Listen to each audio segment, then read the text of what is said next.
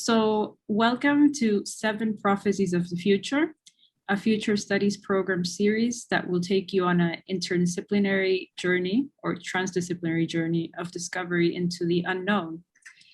Each episode will invite 2 guests who will act as oracles and reveal a secret password to enter a realm filled with poetic images and intriguing phenomena.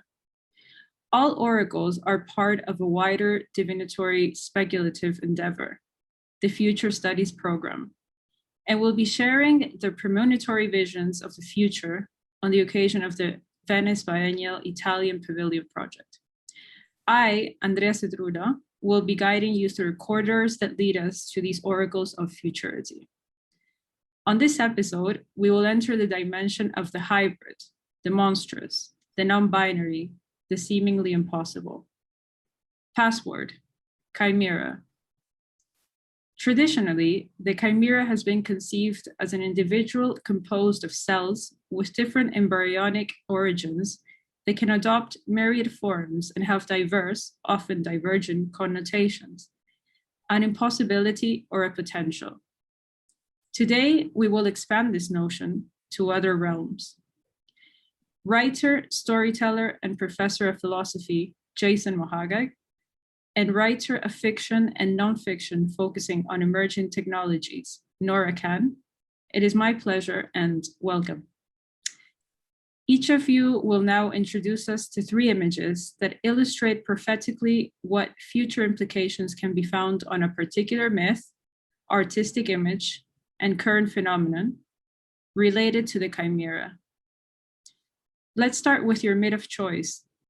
Nora?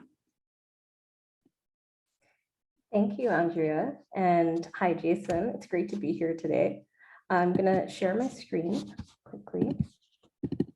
And yes, so my first chimera under myth are jinn. Jinn are figures that are known across the pre-Islamic and Islamic world as spirits that are close to the human, like humans who mirror us. And for many, from my family growing up, they're cryptic. They're sometimes considered in Bangladesh as representative of a kind of dark magic. But more than anything, they're a kind of psychological figure that you internalize. They live in toilets, they live in wet places, they hang outside the windows before you go to sleep. And appealing to jinn, in my experience, or speaking too excitedly of them, was always forbidden or taboo. They existed and represented a world of near human-like beings. So I heard a lot of stories growing up of jinns trying to take folks off the right path, and they were often evoked as a kind of moral prompt for one to either display religious texts prominently or drive evil out of a person in a ritual, really drastic moves. But day to day, more than anything, they were kind of conjured figures meant to bring you back onto the right path in your daily decisions.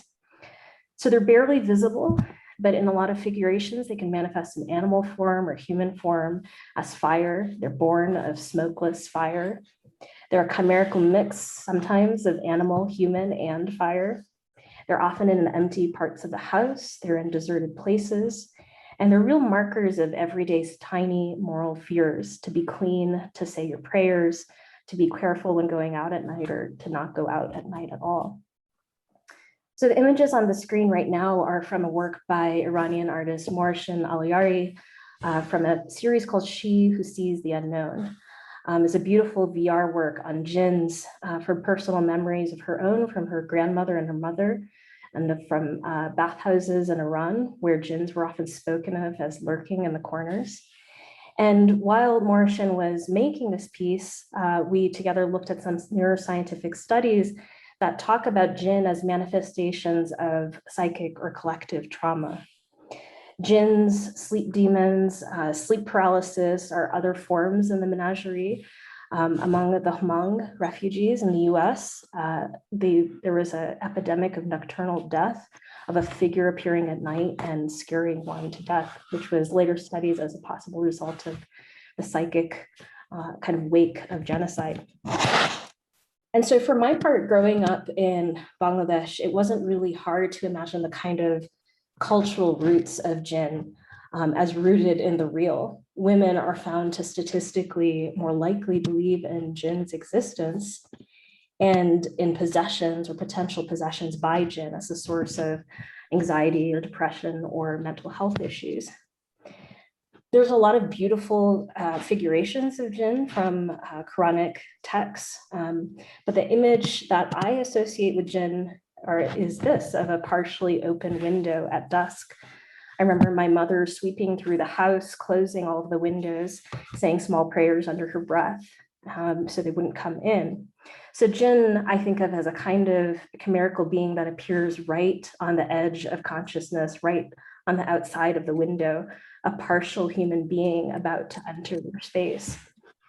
They also mirror a host of social and personal ailments. They're kind of perfect psychological chimera. They morph and shift with the anxieties and fears of any given moment in a culture. They roam at free will. They shadow the human. They cause mental and emotional harm. And most importantly, for maybe this discussion, they're partially known. They're often in one's most intimate spaces and in one's mind. So I think of jinn as interesting, maybe for this conversation, as a kind of oblique way of speaking about what isn't spoken of directly, like social and gender violence, like the outcomes of war and exile. That's usually the cause of significant anxiety and health issues, but instead they are manifested in day-to-day conversation and spoken, whispers and utterances as a figure that's barely known, a partial way of knowing the world and its changes and its confusions and things that are kind of impossible to process. So that's my first entry. That's fascinating. Thank you. Thank you, Nora. Jason, what do you have for us as a myth? Your myth of choice. Sure. If the challenge is for us to explore how the chimera allows us to imagine the future, with chimera generally meaning an unlikely or impossible creature that fuses different species in a dazzling genetic mixture, then immediately, as Nora was saying, realize we're in a realm of blurring, confusion, entrancement, and fear. Chimeras are elegant, they're also vicious. They possess a profound philosophical consciousness, but they also consume humans alive and whole, breaking bones of unfortunate travelers in their jaws. And this paradox of their existential makeup, at once refined and brutal, is what makes them unstoppable. So the two mythic prototypes that I wanted to display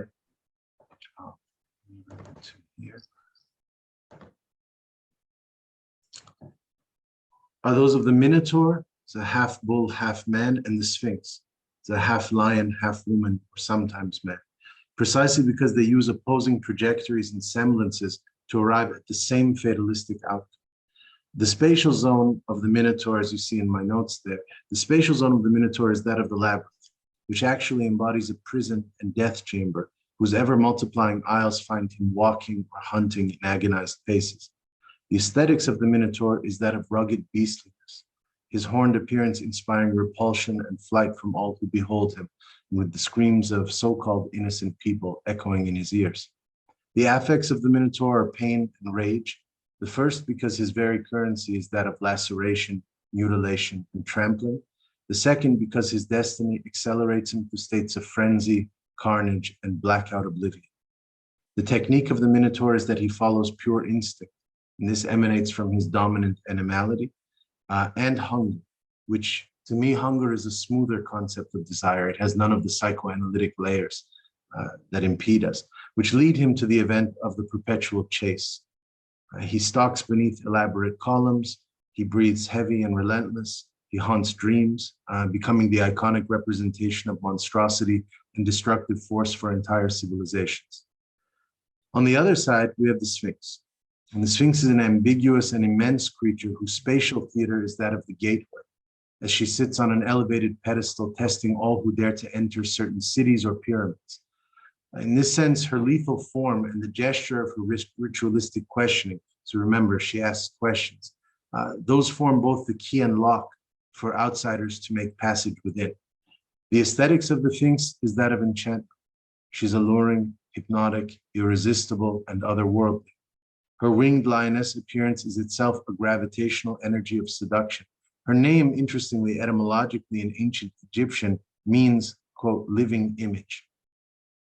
The affects of the Sphinx are enigma and secrecy, and her technique is that of diabolical obscurity, which means she devises these little music boxes of the riddle that entrap and condemn whomever encounters them in states of bewilderment and futile searching. And then she feasts upon them. When the mind fails, the body feeds, turning human ignorance into her banquet.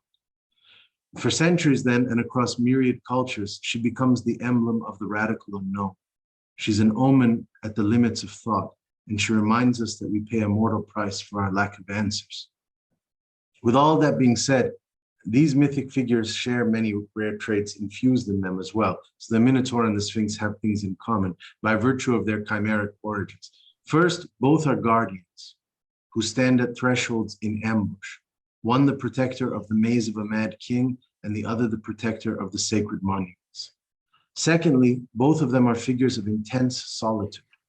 One wandering the endless stone hallways of his house alone, and the other left stranded in a resting, isolated position on the desert sands. Third, both are agents of terrifying proportions and merciless potentiality. They impose punishing ends upon those who cross their awful paths. Fourth, the Minotaur and the Sphinx, like almost all chimera, are synonymous with power, and power defined specifically here as a will to devour it. For the ancient definition of catastrophe is that which makes one inseparable from itself. Like those petrified victims of volcanoes that we've seen suspended for all time in the flow of lava, ash, and debris that envelops them. So here too, then, chimerical power is represented as that which which brings the other into its own folds, or more precisely, into the depths of the stomach. Lastly, for all of its ferocity, the chimera is also a figure of the most extreme vulnerability. They're prone to masochistic occasions and a drive to self-annihilation. And this is why when the Argentinian writer Jorge Luis Borges writes the story of the Minotaur, he envisions him actually as a delicate, tormented outcast who ultimately surrenders himself to the blade of the hero because he wishes to die.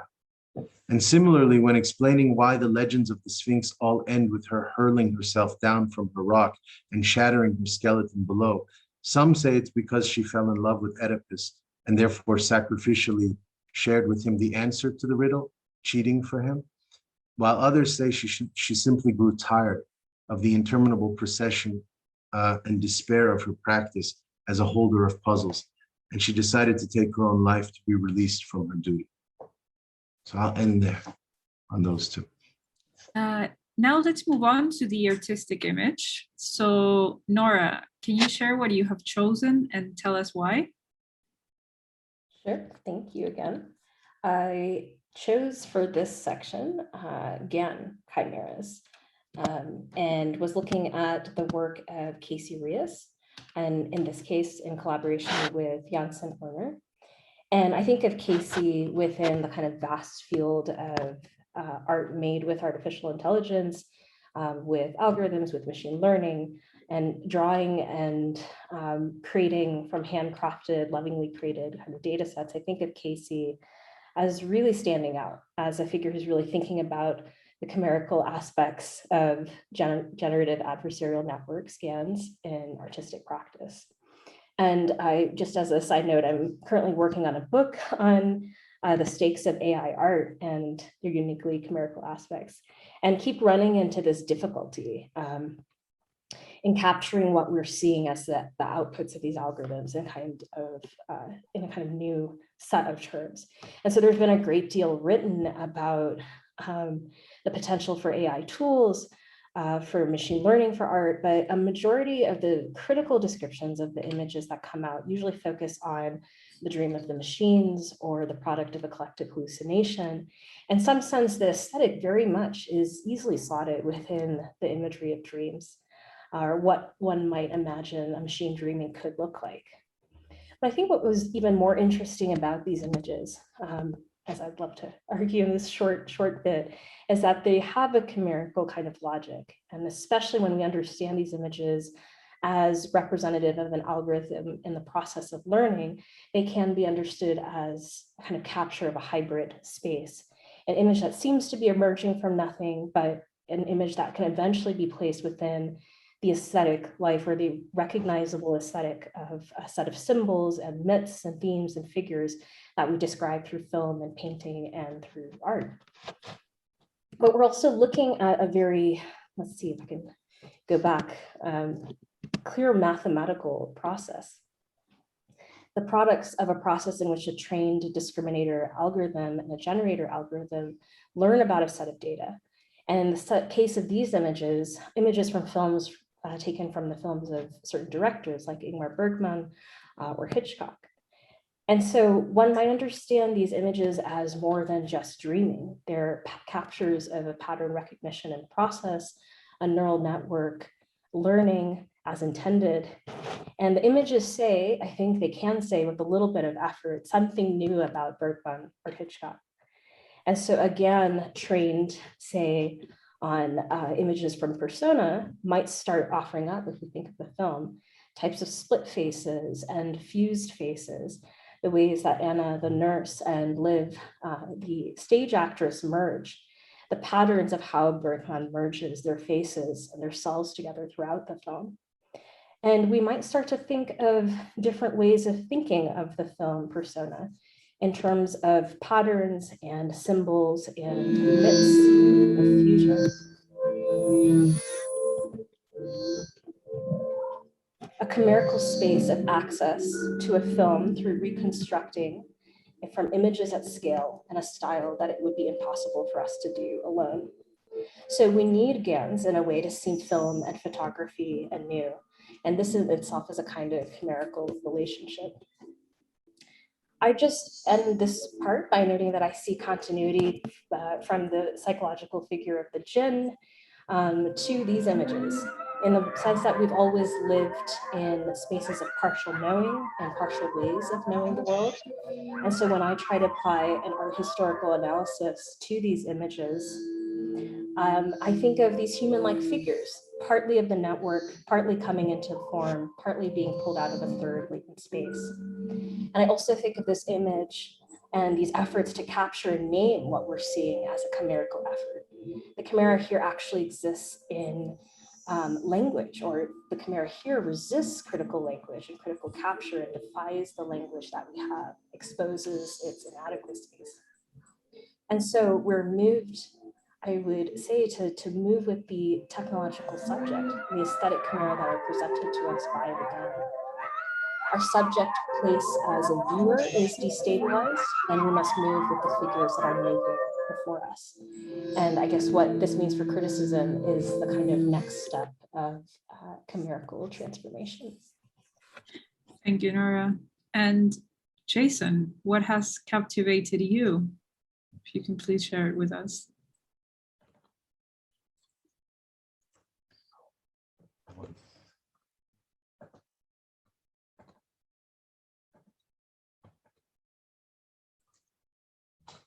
The artistic figure who I selected to continue unraveling this thread is the South African woman artist Nandipha Mutambo, whose exhibitions over the past years have shown an increasing fascination with the aura of the chimera.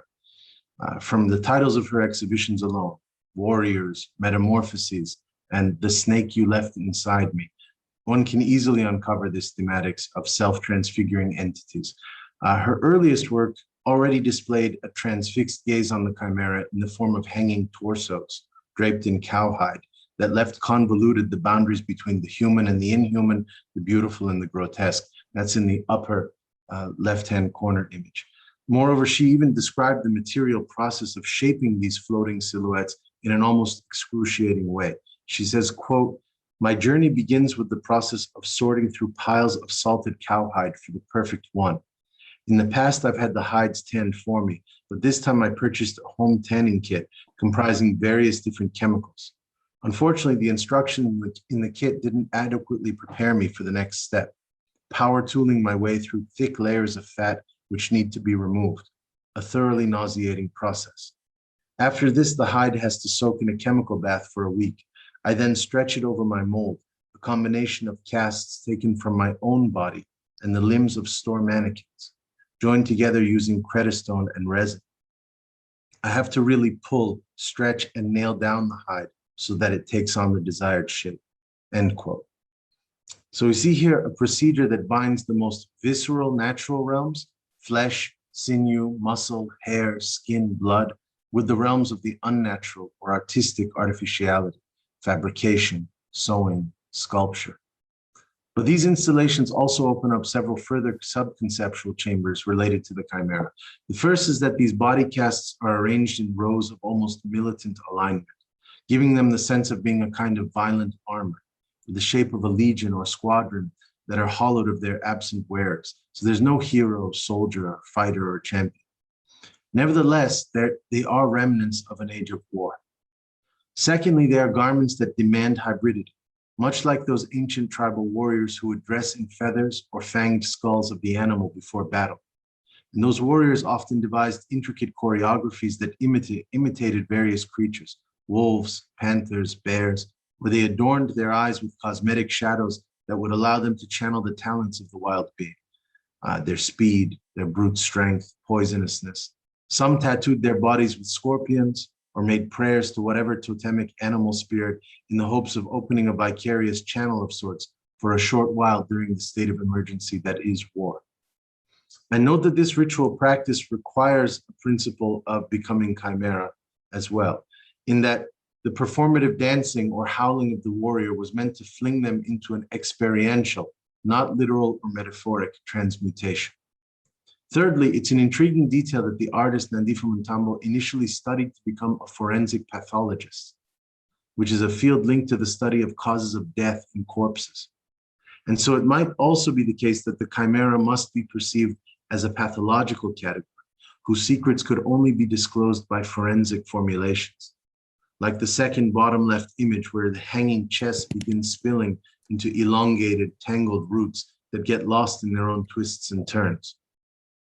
Fourthly, like many chimeric versions, the artist's work plays at disturbing the fine lines of androgyny. So her Minotaurus statue in the bottom right photo places a feminine spin on the classically virile masculine narrative. But beyond erasing the man-woman divide, she demonstrates a covert chimerical logic, which I think is more subtle and interesting, which is that it's only through creative assemblage meaning mixing particles, segments, and definitions, that one can achieve a state of dissembling. Dissembling meaning the deceptive concealment of one's intentions. And so you see, she has these complex constellations that allow her to build figures that also hide themselves in plain sight. And finally, it's in Mutombo's latest installation titled The Snake You Left Inside Me, that's in the upper right-hand corner, that she begins tracing the mythic outline and possibilities of Echidna, literally meaning she-viper, but also known as the mother of monsters in ancient mythology, a half-beautiful woman and half-hideous serpent who has genealogical links to all teratological offspring, including the Medusa. And here the artist fashions an incarnation, where a silken garment gradually spins into a long coiling tail. Thus, the separate fragments of woman and snake are woven into an almost liquid current of intimidation and wonderment, which leads to the final premise of the chimera here, mystification. What you see in these images are a perfect amalgamation which retains its disorienting influence, its perplexity, horror, and mysterious implications, even when they are illuminated. So somehow, the closer one comes to them, the more unfathomable they become. Thank you. Now, Nora, could you follow this up with an emergent phenomenon related to the concept of chimera that has captured your attention? Sure, thank you. I feel like we're taking the material each is presenting to one another and transmuting it into the next, because this next one really takes some of the ideas in Nandifo's work, Jason, that you just shared with us, and transmutes it yet again. So for an emergent phenomenon, maybe it doesn't seem emergent, but has definitely evolved in the last 4 to 5 years through the figure of little Michaela. And so little Michaela is someone that I interviewed about 4 years ago. And at that point, little Michaela, who's a virtual influencer, had been around for about 3 years. And she's a professional avatar. She's really a series of digital paintings on Instagram of a very, very uncanny teenager who has incredible social justice savvy of like a critical studies PhD mixed with like street style, like right off the runway. It's incredible. And the kind of controversy and fandom that she attracts is unbelievable. If you could just go to any post on her Instagram and read the comments underneath, you have debates over whether she's human or AI. What does it mean for an AI to feel? What would it mean for her to actually be in our world, and whether she actually is? And in many ways, she is very real. She makes, $12 million a year. She has an agent through CAA. She's friends with celebrities who appear on her Instagram all the time. She's on billboards everywhere. So for me, she's a really fascinating figure to mine. Every day she shares her vulnerabilities and her fears written in these like very tidy captions, very carefully written by a team. She has chart-topping singles for many teens and young adults. She feels like a friend, and maybe for adults as well. And there are constant debates about her ethnicity, her commitments, her authenticity, which rage in the comments and in writing about her as well. So even then, I was really struck by how she changed from day to day. Her skin tone would shift, her moods would shift, her style would shift. She would be cutting out posters for Black Lives Matter protests. The next day she would be wearing Prada on a runway. Currently she's pitching Nifties. And she has great writers because you're sucked in immediately, and maybe potentially infuriated a bit by her shifting and changing with the day's trends. But I'm really interested now in Lil Michaela as someone who's lasted and the kind of chimerical imagination that we develop in relation to her, to engage with her. And in a sense, we all have professional avatars. We have our figures on Instagram, on Twitter, our professional selves, our real selves, whichever real selves that may be. I had a student this year at RISD describe this as the year of coming out of isolation after a year of engaging with each other's professional avatars. Our faces carefully arranged on Zoom, the multiple digital ambassadors that we live through, and a digital economy to just even get by. So some of us keep our private selves closer and closer, while others become more and more open. And so the authentic self becomes an amalgam of all these shifting selves. So when I look at Little Michaela, I think of the chimerical imagination, the imagination that's needed to move with her shifts, how they conflate and mix modes of racial ambiguity, of the different methods of cultural appropriation and conflicting financial commitments. Little Michaela is one day committed to capitalism and is committed to socialism the next, to techno-utopianism one day, to critique of technology a few hours later. She shares baby pictures of herself. She shares charming moments from her day, and her story shifts. And what I think is really interesting is the fury that she engenders, which often comes from the contradictions that her digital self seemed to hold, which is a kind of way of not acknowledging that we're also chimerical and contradictory and complex, changing from moment to moment. That she changes from day to day feels like a betrayal in a paradigm in which our digital utterances match the fixed truths, supposedly, that we hold in our hearts. And I used to be upset by her seeming duplicity as well, when I remember that there is a company that sits behind her, and the demand here is to consider and actually be confused about her authenticity. Wendy Chun recently, around her new book and her new talk, speaks really eloquently of the effort to authenticate ourselves through all of these shifting selves. And being user authentic actually hasn't made, as she argues, the internet any safer. Anonymity is not protection. We argue and are affronted by people we know who shift in their presentation, rhetoric, and style all the time. So I think of these avatars a bit like jinns, like the half dreams of Gans, as yet another entry in this chimerical psychological space where we live with figures we barely trust from day to day. We also find more and more that having experiences with people, trust and experience, is itself subject to a set of shifting worries in the most powerful social space we know. So entering in this arena of speaking in public has really changed any fixed sense of self. This is not a new insight. I think what I'm really interested in is, instead of trying to lock down little Michaela's identity, I'm more interested in how we shift with her shifts as an avatar and understanding the space of shifting performance. There's a demand or challenge in mediating between all of these shifting selves and representations, utterances made and retracted overnight, a shifting logic that shifts us. Very intriguing. We'll surely talk about little Michaela a little bit more after. But before, Jason, what can you tell us about your emerging phenomenon and why we should be paying attention to it?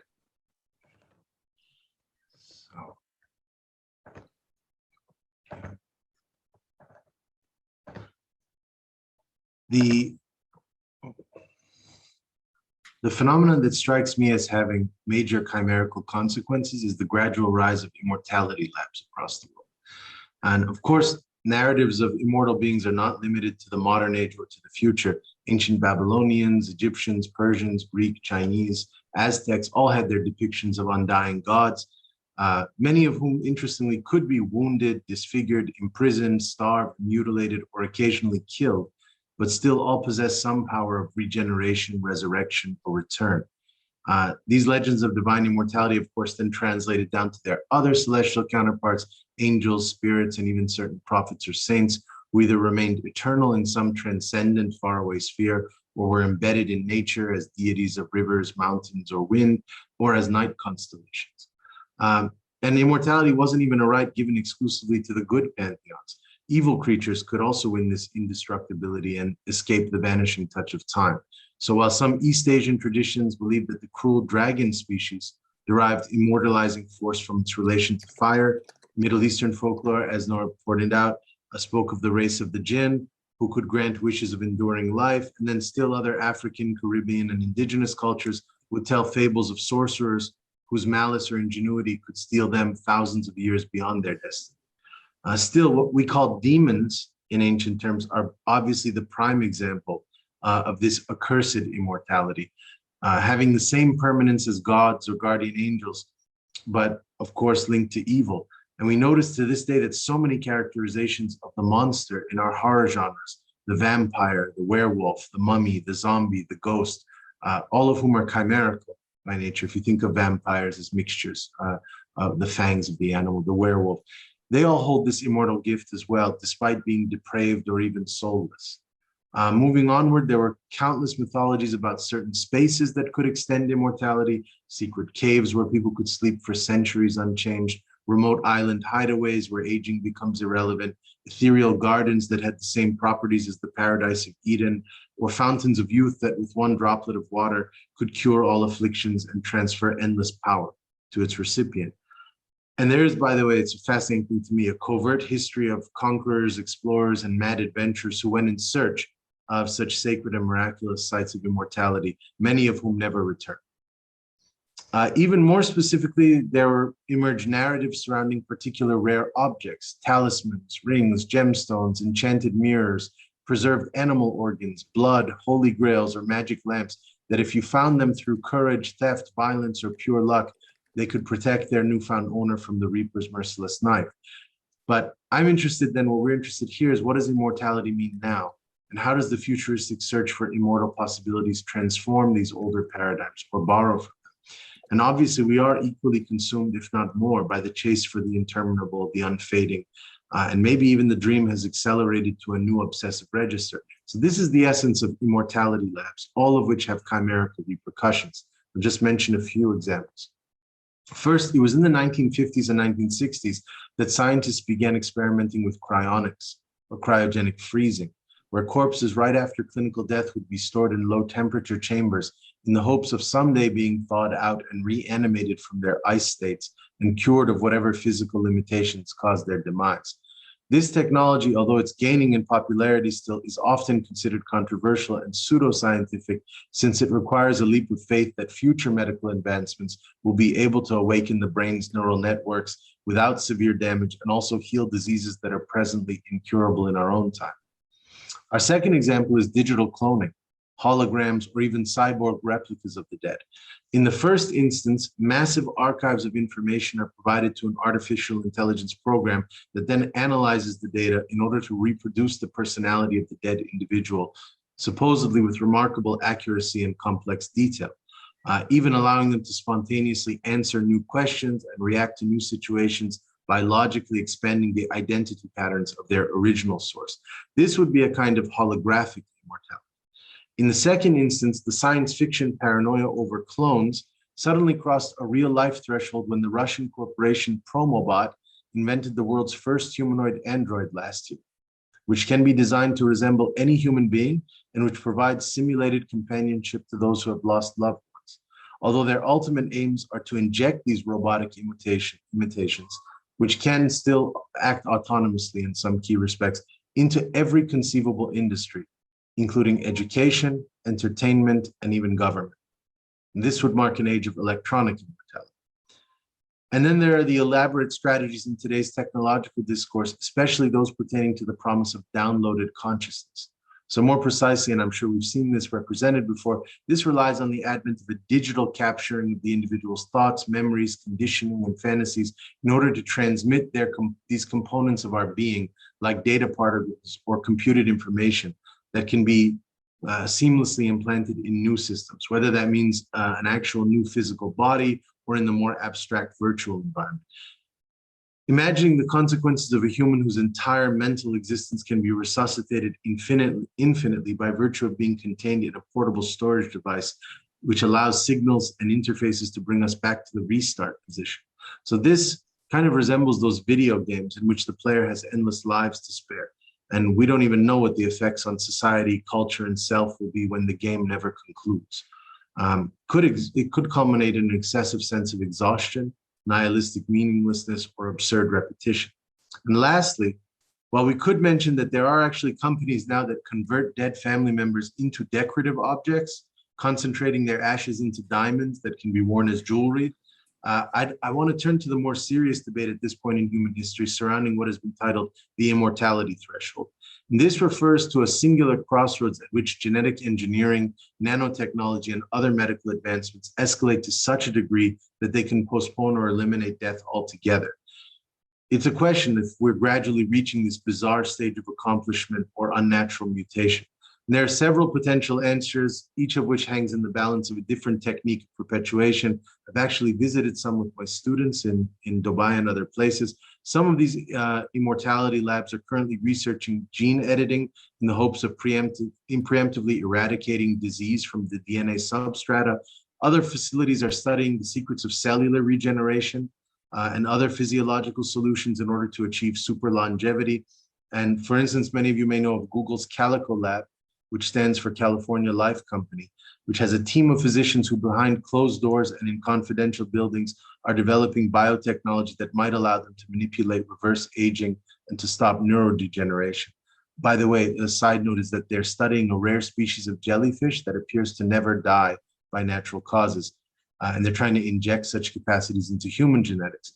This event, if ever to transpire, would effectively constitute the gateway across the immortality threshold, but it's also an absolute chimera threshold as well, because all of these diverse methods that I just previously discussed imply that we must become interchangeable with ice, machine, avatar, algorithm, or sea creature. So yeah, well, let's start with the first question then that I had. So as you're both the inaugurating oracles of this series, I'd like to ask you, what would a prophetic attitude entail? And, you know, it seems quite evident that imagining alternative futures or even past ones is a difficult task when we are caught up in narratives of the present. So how could you say that fiction, storytelling, non-binary, or even, as Nora was saying before, contradictory chimeras help us depart from conventional narratives of the future? I think the first thing in thinking about prophetic imagination, if we distance ourselves from some elements of the metaphysics of it and all of that, and we just go back to what it means to think in terms of trajectories and arcs, you know, I'm not a hunter by any stretch of the imagination, but one knows, archers know, that when you're trying to strike a moving target, you have to aim ahead of the moving being. You know, you can't aim straight at it. And so that requires all kinds of calculations, intuitive ones, experiential ones, the reading of air drafts, the reading of climate, the reading of atmosphere and elevations, which are neither instinctual because they're circumstantial, nor are they rational in the sort of the sense of pure mind in a vacuum, in a kind of state of contemplative demeanor. So what that also requires, though, is an understanding that the future can fail, and that actually even the concept of destiny doesn't always have an absolute determinism.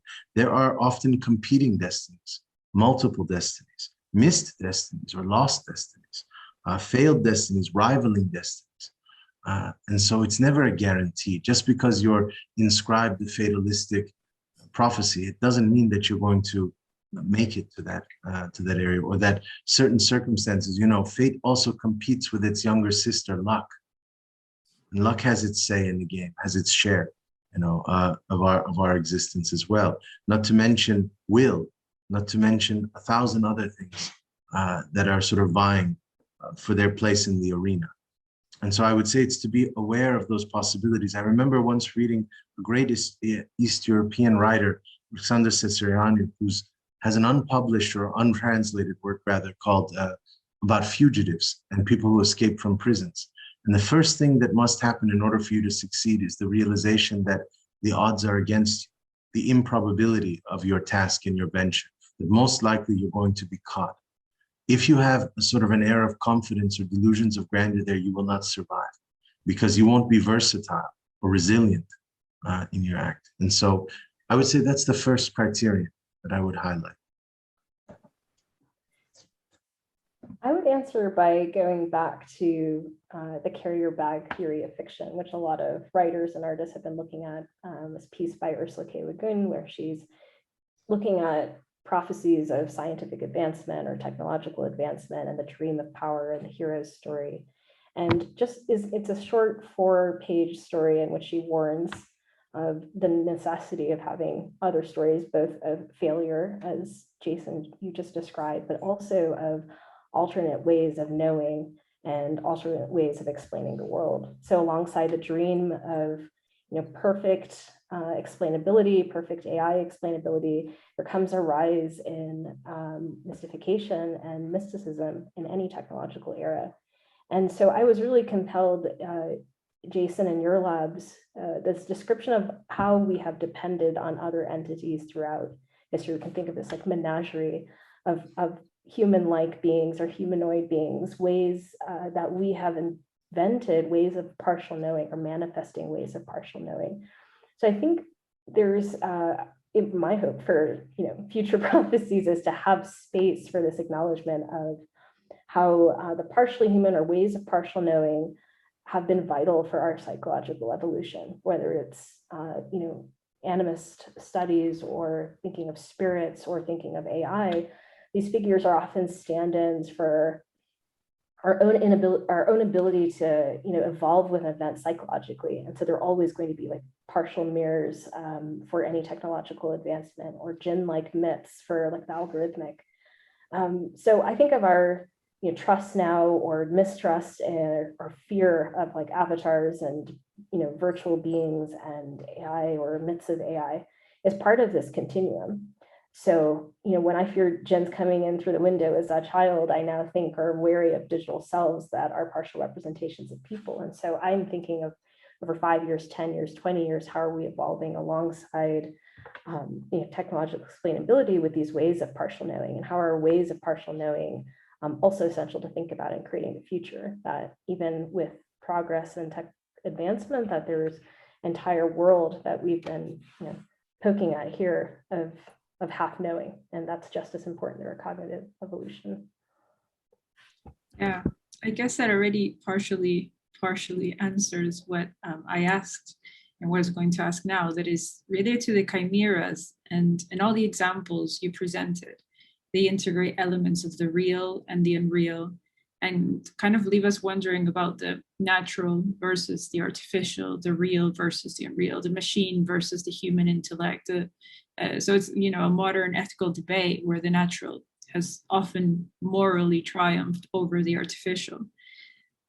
So I guess it is partially answered, but I was wondering if you have anything to add about this debate, and if you think it's worth even thinking of them as dissociated anyways, as in the case of little Michela, which is programmed by an algorithm, but also by our own personalities, and, you know, mirrors many aspects of our desires, tastes, and possibly flaws.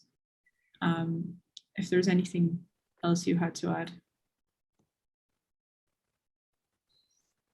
Nora is the queen of the Future Illusion Lab for our program. So if she wants to take the first stab, I'd be fine with that.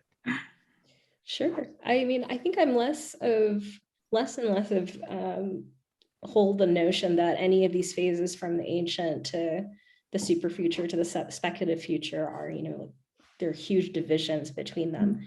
Instead, I think of all of the ways that we have used artifice, or artifice has been part of how we understand the world, from like the first cave paintings to the way that the color blue was discovered, and like synthetic paint was a way to capture the heavens or capture the divine. And so artifice has always been a way for us to like make sense of and create systems to understand the world or process the world. So whether the technology was writing or it was machine learning, there is a continuance from the Minotaur to the Djinn to drawings to writing and printing press and machine learning. Like I see that as a continuum. So no matter how like pop or flat a thing may seem, like little Michela, the fear, anxiety, confusion that she engenders is much more interesting to me. It says a lot more about what we collectively expect from the digital or the artificial. This hope for a binary or binaristic kind of like gap between the real and artificial, when in fact, many ways that we live and think and are in the world involve artifice. So if we spend time on, you know, the creations of GANs, if we spend all this time trying to decode what they mean for us, like that's the place of like kind of fuzzy critical language that I'm super interested in. That's where I feel like I can think about the future best, because I think of this as that space of hybrid imagination and like embracing shifting logics. Algorithms update constantly, embrace shifting logics. The digital landscapes we're in are continually shifting. In a day, I think of like 10 things a person has said. I have to measure some digital statement they said with what they said a year ago. Across many different platforms, we are better able to do that than we were, you know, even 3 or 4 years ago. So cognitively, I feel as I move towards the future, I feel my thinking becoming less fixed. I'm less interested in a single hard argument and rather inhabiting many arguments that move with the shifting nature of the technological. And we're doing that at a faster and faster pace. And so I think this is like a challenge for criticism and for philosophy and theory. Like, how do you move with a subject that has no respect for your paradigms or your rules whatsoever? How do you move with it? I think that's something that we are better and better trained to do. Yeah, Jason. I totally agree, as I do almost everything Nora says, but here I actually take more of somewhat of a war stance. I think as philosophers and thinkers, whatever that means, sometimes we have to choose. And so I side with, I mean, Nora's lab is the Future Illusion Lab. I side with illusion over the real. And I admire figures like yourself, thinkers like yourself, who I see that as figures of sabotage, who take sort of use writing as a chance to steal realities back to illusion. Not simply, you know, everyone's been obsessed the past, so not everyone, but to a certain extent, there's been this important idea called hyperstition that has floated around in different discourses that is about sort of the self-fulfilling prophecy by which you will, in imaginary sort of state, into reality. I'm far more interested in a reverse arc than the hyperstition.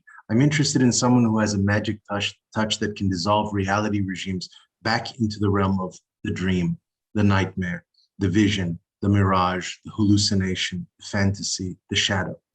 And I think for this, we need to develop a new existential practice that is which is an old one too in some ways. Great mystics and storytellers knew about this, which is to speak through whispers, through rumors, through stories, through lies even, sometimes. Lies that nevertheless are vitalist in the sense that they are not meant sadistically to drain power, or to dominate, or to coerce, but rather to enchant a disenchanted world.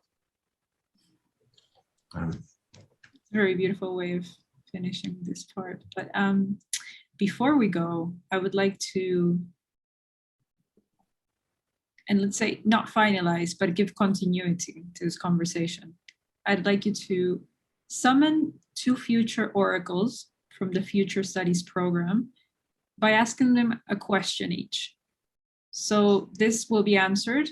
The answer will be revealed on the next episode of 7 Prophecies of the Future. And the password will be the cipher.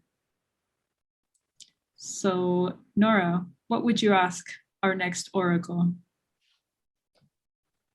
So I would summon Amy Ireland as our next oracle, and I would ask her, in a moment that every aspect of our lived existence is mediated and decided by ciphers that we don't necessarily write or have little access to by design, what are the ciphers by the technological priesthood that we really even need to decode, and which ciphers can and need to stay disguised? Excellent. So will be relayed. Now, Jason, you can ask a question to the other oracle. Well, I would summon Ed Keller forward as the oracle, and I would ask him that if the etymology of the word cipher, which comes from the Arabic Cipher, which means 0, is to be taken seriously, then what is the relationship between prophecy, future, and cipher with the concept or experience of 0? Excellent. Well, thank you, Nora and Jason, for answering these questions on futurity and paving the way for encounters to come as intriguing and stimulating as this one.